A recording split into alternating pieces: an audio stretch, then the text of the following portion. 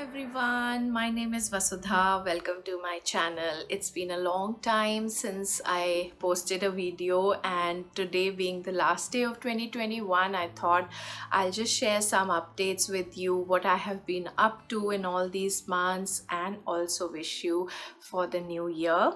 So one of the main reasons for my absence has been online schooling. So if you are a mom or a dad or a caretaker, you would know that online schooling takes a toll not on the kid alone but even on the parents. And this time around, ever since school started in September, I'm finding it very difficult to cope up with my son's online learning. That's mainly because I think kids these days in general are very tech savvy. They know how to operate laptops and gadgets. So whenever school starts, I see a lot of parallel screens opened on my son's Chromebook, and for that I have to be a helicopter parent. Unfortunately, I have to hover around him, I have to constantly monitor him, and I have to keep an eye on him. So that's like a full-time job from morning till afternoon till school ends. And also, I have seen that when the teacher gives assignments in the class to be done, the child rushes to me for help, like as if I'm the assistant teacher. So I'm unable to concentrate on my work. I am losing my peace of mind as well. So for every little thing, my child has to ask me for help. Even though he asked a lot of questions in the class, he would clear his doubts with his teacher. But teachers also struggle with managing a big group of students online. And I have to say, my son's class teacher is amazing. She is extremely hardworking. She is very dedicated. But even then, nothing can replace in-person learning. So this time around, especially, this is the second year my son is doing online learning. So this time around, especially, I'm finding it very difficult for some reason. Last year was still, I would say, easy peasy, but this time he needs more attention from me. So that's one of the reasons why since September till now I've not been able to post much videos, but I have still managed to do a few of the things that interest me, and today I'm going to just quickly take you along and show you what I have been up to. So first and foremost, I'll show you some of the DIY projects that I have been doing. Then I'll show you my reading journal, which I wanted to prepare for the entire year, but it's not completed yet. Never mind, I'll still show you that. And then I'll also talk about some of the books that I have been reading, and I will also show you some of the winter reads of my son. So let's dive in. So first off, I'll show you one DIY project that I have been really liking, which is right behind me. Let me give you a closer look. So these are not store-bought, ready-made photos in a frame. These are the ones which I created, and over here I just want to show you that these frames I bought from Dollarama. Thankfully this experiment worked, and I'm really liking the way it turned out. What I've done here is that instead of putting any family pictures and going through millions of photos from our phone albums, I just decided that I'm going to use my designer papers over here and skip the whole tedious work of selecting family pictures.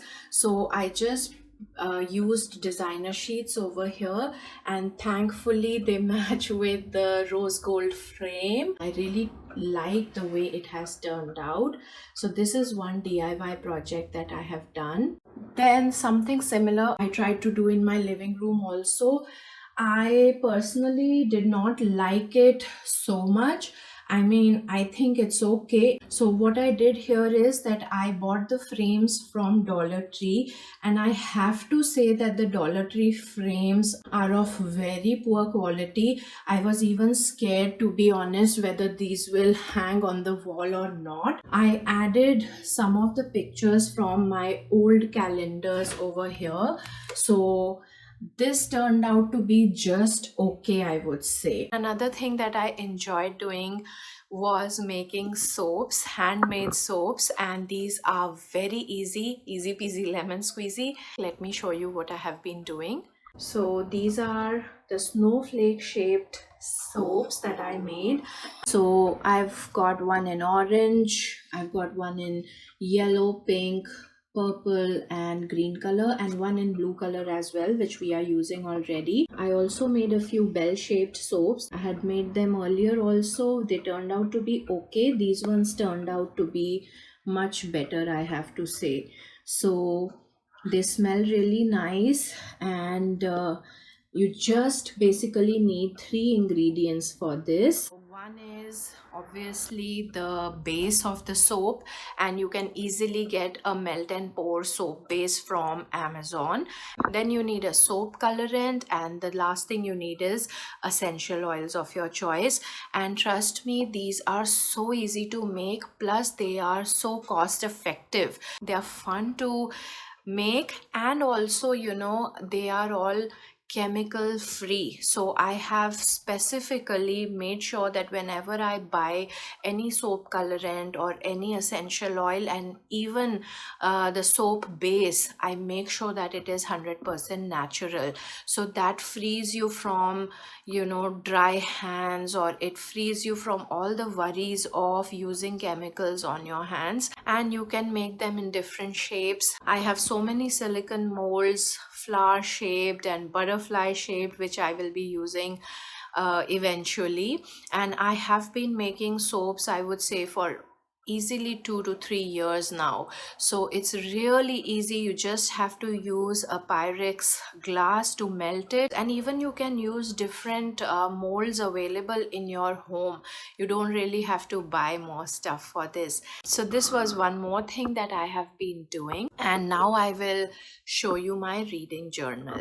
Okay, so if you remember, this reading journal I got from India, and I have shown this in one of my earlier videos. And this time I used it to create my own reading journal inside. Very quickly, these are some of the books that I read in the beginning of this year, so I just made a list of them. So from here onwards, I started creating my own layouts, and again using designer papers, post-its, and using very simple themes and colors. So I planned to write the books that I have read here, the important book discussions, book club meetings that I attended over here, beginning from July, to be honest, not from January. But that also I could not finish. I have all the details of the books that I have read and the discussions that I attended in my phone, so I do plan to fill up all of this at some point. This was another layout I thought maybe for the month of August, so a different theme over here. This one was inspired by my nature walk, if you have seen that. So this was again a very simple theme made with designer papers, some stickers over here, and again just to write down the books that I have read and the discussions and meetings that I have attended. And this was more related to the fall theme.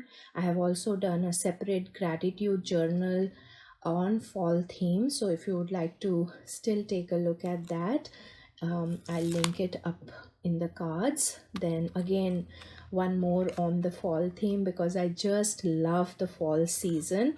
So all the details of these past months, the books and everything that I have been doing, I have in my phone, so I will be filling up these pages very soon. And again, one more fall theme reading journal layout.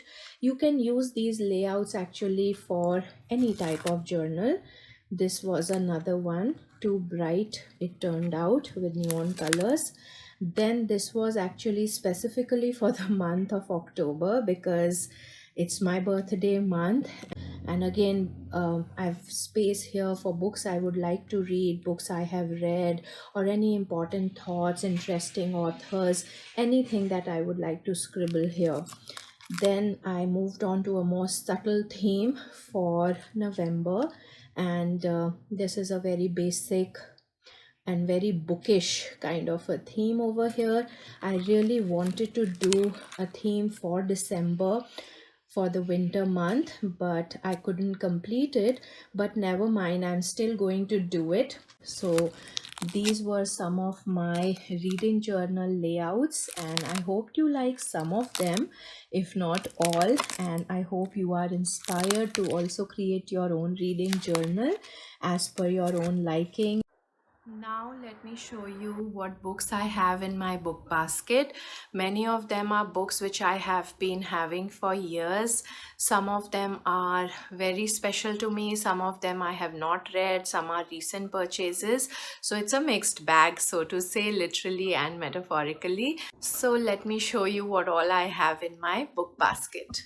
Okay, so my book bag or book basket is really full. I need to get rid of this book basket because it doesn't look nice anymore. So it needs an upgrade, and many of these books also are not relevant to me anymore. So let me show you what all I have. So this is one of the books in my book basket. If you are a fan of Arundhati Roy, please comment in the comment box. I love all her non-fiction books. She writes so brilliantly. It's like an expose on every topic that she chooses to write on. This one is a fiction. I read her The God of Small Things many years ago, and now when I picked up this book a few years ago, actually I haven't finished reading this book yet, I just fell in love with her fictional writing again. I mean, she writes really well, and this is one of the books I have to finish reading very soon, hopefully very soon. And really, it's very well written. Then next up I have with me is some book that I purchased because it was on discount, which I haven't read till now. And again, this was like many years ago. This is also one book that I purchased a few years ago. If you are a fan of the New Age philosophy, and if you have read Rhonda Byrne's The Secret and The Magic, comment in the comment section below. These were some of my go-to books whenever I wanted something big in my life. This was really helpful in a way. And then I have this book. This book I haven't read yet. My husband had picked up from the free store, and same goes for this one. This will be donated or recycled. This book is not for me anymore. This book I have shown you in one of my previous videos, yet to be read. Then I also have, again, I used to hoard books a lot. I purchased it a few years ago, never bothered to even read one single page. Then this is one book I got from one of the conferences by the author herself. This is one book my husband picked up from the free store, yet to read it. Then I also have some what do you call, Bible study journals. These are again books which my husband got for me, he picked up from somewhere. And then I have one book which is called Parenting Without Borders. When my son was little, when he was, I would say, a toddler and even a kindergartner, this book really helped me. There are very interesting topics in this book, and there are best practices from all across the world. So if you are looking for how to maybe develop a sleep routine, independent sleeping in your child, or how to deal with fussy eaters, this book will really help you. Then I have this very beautiful book, The Art of Calm. So this one has some quotes from some famous people and some beautiful pictures on the side. So this really brings calm to my mind. I bought this again a few years ago. This is another book that I read as part of my morning routine. Then one of my most favorite books is this one, Poems by Gulzar. If you are a Gulzar fan, please write it in the comment section. I love his poetry, and this was a gift given to me by my husband again many years ago. I also have a book called Finding God in the Questions. Okay, never read this. Then few more Bible related books which I have shown in my earlier videos. Then same goes for these Bible study journals, if you would like to call, the 9 fruits of Holy Spirit. I've shown it in a couple of my previous videos. Then another book which I thoroughly enjoyed on parenting is by Pamela Druckerman, and this is called French Kids Don't Throw Food. And this was such a hilarious read and very informative. I have mentioned this in a video on mom books, I remember. Then this is one book by Margaret Trudeau, mother of Canada's Prime Minister Justin Trudeau, and this was one lecture I attended by her again a few years back, and she had written this book on mental health, and I got this. I even have her signatures here, personally autographed. So really it's one topic that I think we all need to address and not ignore. Then this is another book which my husband picked up. These are just lying in my book basket. I've not even bothered to read them, so maybe I'll toss them very soon. So another one which has to be tossed is this, The Feminist Go Swimming. My husband does understand my interest in politics and philosophy and Bible, so he keeps bringing me these books, but sadly I don't have the time, or I am not motivated enough to read all of them. Then this is one book again I picked up from one book discussion when book discussions were taking place in person. So this is something I picked up. It has a CD also apparently, but I'm not going to read it. Then last of all, I have this book, Good Night Mind, again to calm yourselves, to put your thoughts to rest at night. And this is more technical than I thought. This one I picked up from a library sale. So these are all the books in my book basket, and I can say that 1/4 of them will be tossed. So that's that about my books. Okay, now last but not the least are the books which my son has been reading. I generally borrow books from the library which are season based. So most of these books are related to Christmas or winters. And there are tons and tons of them, as you can see. I won't be able to go through all of them. I was thinking of making a separate video on these books, but like I told you, life takes over and I was just not able to focus on my YouTube work. So anyway, these are books which I found from an online source. I keep looking at different sources to select books, and I'll link them in the description box so you can also take a look. These are age appropriate books, but also some of them are for smaller children, so I still ordered them not knowing which one will turn out how. So there's several of them, and he has read these books over and over again for about 100 times at least. Of course not 100 times over, but many times over. So he loves reading, and so these books packed our 2 months of winters so far. And most of these books are, like I said, Christmas or winter related, just except I would say one or two which are from some other themes.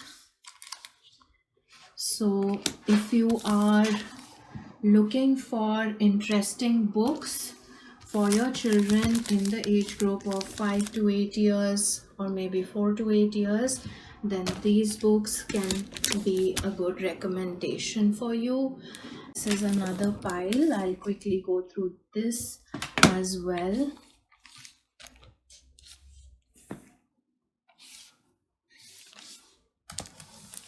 Christmas, more books on Christmas.